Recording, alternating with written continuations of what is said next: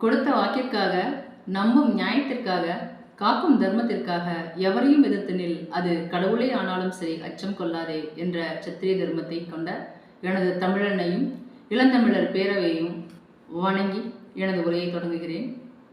பெண் குரல் தேடலா அல்லது பெண் குயில்கள் தேடலா? அருமையான தலைப்பை தேர்வு செய்த நிர்வாகிகளுக்கும் பெண் குயில்களுக்கும் எனது பணிவான வணக்கங்கள்.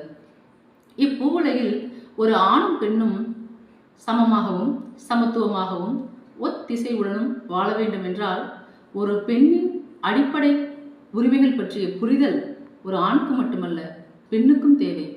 பெண்ணியம் என்பது ஆணின் ஆணாதிக்க சிந்தனைக்கு எதிரானதை தவிர ஒரு ஆணுக்கு எதிரானதல்ல.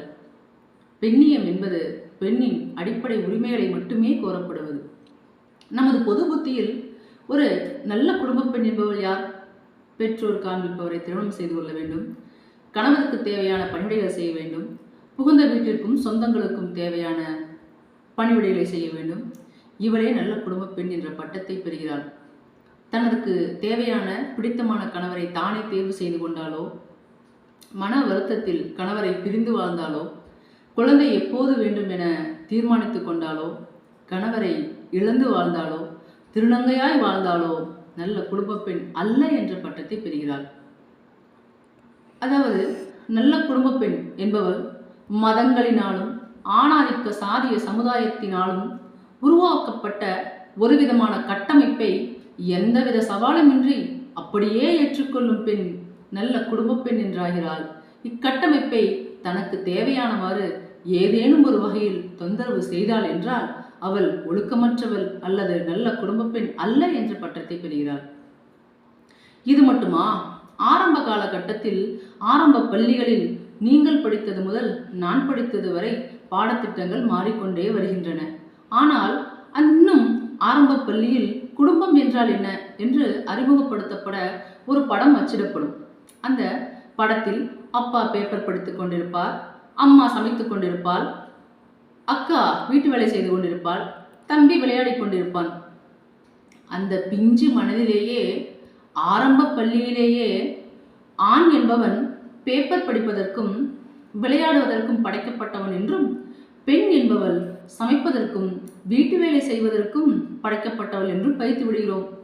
இந்த படம் இன்றைய காலகட்டம் வரை மாற்றி அமைத்து நானும் பார்த்ததில்லை, நீங்களும் பார்த்திருக்க மாட்டீர்கள் நண்பர்களே. பெண்ணுரிமைக்காக பாடுபடுவோம், பெண்ணுக்காக குரல் கொடுப்போம் என்று சொல்லும் ஆண்கள் கூட தங்கள் வீட்டில் மனைவிகளை நீ உட்காரம்மா என்று சொல்லி ஒரு நாளும் அவர்கள் வீட்டு வேலையை செய்ததில்லை. இது நமது பொது புத்தியில் மறக்க முடியாத சிந்தனை தானே நண்பர்களே. அது மட்டுமல்ல, தனக்கு தேவையான ஏதேனும் ஒரு உறவுகளை தானே தேர்வு செய்து கொள்ள ஒரு பெண்ணுக்கு எத்தனை கடமைகள். இறுதியாக ஒன்றை சொல்லிக்கொள்ள ஆசைப்படுகிறேன் நண்பர்களே. ஒரு துப்பட்டாவுக்கு பின் தன் உடல் மீது இருக்கும் ஒரு பெண்ணுக்கு இருக்கும் கோபம், குற்ற உணவும் எத்தனை பேருக்கு தெரியும் நண்பர்களே. சிறு வயது முதல் பிறந்த அழகாக வளர்ந்து விளையாடிய குழந்தை பருவம் அடைந்த பின் ஒரு கூச்ச உணர்வோடு கூன் போட்டவாறு ஒரு அச்சத்தோடு நடப்பதை நாம் பார்த்திருப்போம். இதற்கு என்ன காரணம்? துப்பட்டாவை 2 பக்கம் சரியாக பின்பண்ணு, தாவணியை நன்றாக போடு, மாறாப்பை சரி செய் என்று அந்த குழந்தைக்கு திடீரென முளைக்கும் கட்டளைகள் தான் எத்தனை எத்தனை. பின் எப்படி அந்த குழந்தைக்கு தன் புதிதாக முளைக்கப்பட்ட உறுப்புகளின் மீது கோபம் வராமல் இருக்கும்? அப்படியெல்லாம் ஒன்றும் கிடையாதம்மா, பெண்கள் சுதந்திரமாக தானம்மா உடைகள் அணிந்து கொள்கிறார்கள் என்று யாரும் சொம்பை தூக்கி கொண்டு வம்புக்கு வராதீர்கள் நண்பர்களே. நான் பெரும்பான்மையான மக்களை பற்றியே பேசிக்கொண்டிருக்கிறேன். இனியாவது ஒரு துப்பட்டா போடாமல் வரும் தோழியை கண்டால் சற்றே நிதானியுங்கள் நண்பர்களே. அவள் தன் உடல் மீதான கோபத்தை வென்று கடந்து வந்திருக்கிறாள் என்ற கனிவான பார்வையோடு அவளுக்கு ஒரு ஹலோ சொல்லுங்கள். உங்களின் சரியான புரிதலுக்கு தன் மனதுக்குள்ளாகவே அவள் நன்றி செலுத்திக் கொள்வாள் என்று கூறி விடைபெறுகிறேன். நன்றி, வணக்கம்.